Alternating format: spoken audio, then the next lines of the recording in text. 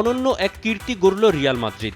ইতিহাসে এখন শুধু লস ব্লাঙ্কোসদেরই বার্ষিক আয় $1 বিলিয়ন বেশি।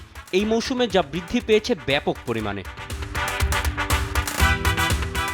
2023-24 অর্থ বছরে মাদ্রিদ আয় করেছে $1.08 বিলিয়ন, গেল মৌসুমের চেয়ে যা $230 মিলিয়ন বেশি। ফোর্বস ম্যাগাজিনও গেল মৌসুমে রিয়াল মাদ্রিদকে সবচেয়ে দামি ফুটবল ক্লাব হিসেবে ঘোষণা করেছিল।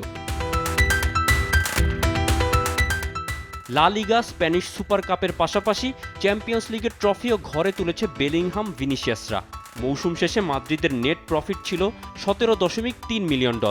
সব খাত থেকেই লাভ এসেছে, শুধু ব্রডকাস্টিংয়ে লোকসান গুনেছে বলে জানিয়েছে ক্লাবটি।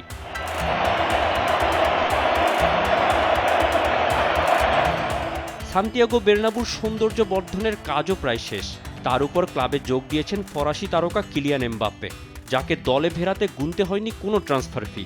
এ মৌসুমে দলের ইমেজ ও সাফল্য থেকে আয় বৃদ্ধি করে আবারও রেকর্ড ব্রেকিং রেভিনিউর আভাস দিচ্ছে Real Madrid. Mohammad Tousiful Hasan, sports desk, Desh TV.